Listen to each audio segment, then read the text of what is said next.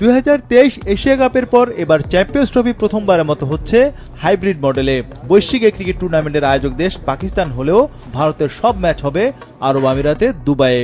Team ইন্ডিয়ার পাকিস্তান সফর বয়কটের কারণেই এমন সিদ্ধান্ত।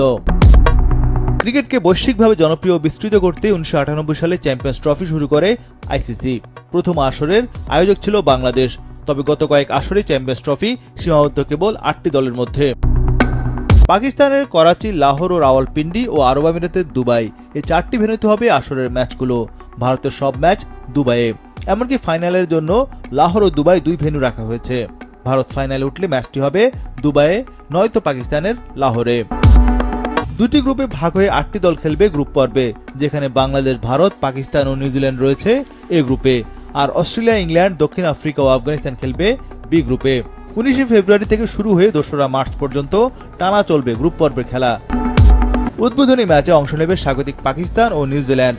এই ম্যাচে মাঠের আম্পায়ার হিসেবে থাকবেন আইসিসির এলিট প্যানেলভুক্ত বাংলাদেশি শরফুদ্দুল্লাহ সৈকত। পরদিনই অর্থাৎ 20 ফেব্রুয়ারি বাংলাদেশ ভারত ম্যাচ। ভারতীয় গণমাধ্যম বাংলাদেশ নিয়ে নানা বিশ্লেষণ শুরু করেছে। ব্যাটিং ফিল্ডিং নিয়ে ভারত নির্ভর থাকলেও এবার বোলিং নিয়ে যথেষ্ট চিন্তায় টিম ইন্ডিয়া। ক্রিকেটকে বৈশ্বিকভাবে জনপ্রিয় ও বিস্তৃত করতে 1998 সালে চ্যাম্পিয়ন্স ট্রফি শুরু করে আইসিসি। প্রথম আসরের আয়োজক ছিল বাংলাদেশ, তবে গত কয়েক আসরে চ্যাম্পিয়ন্স ট্রফি সীমাবদ্ধ কেবল 8টি দলের মধ্যে। 2023 ওয়ানডে বিশ্বকাপের সময় র্যাঙ্কিংয়ের সেরা 8 দল নিয়ে এবারে চ্যাম্পিয়ন্স ট্রফি মাঠে করাচ্ছে, যে কারণে এবার খেলতে পারছে না সাবেক 2 চ্যাম্পিয়ন শ্রীলঙ্কা ও ওয়েস্ট ইন্ডিজ। এবারে প্রথম চ্যাম্পিয়ন্স ট্রফিতে খেলতে যাচ্ছে আফগানিস্তান।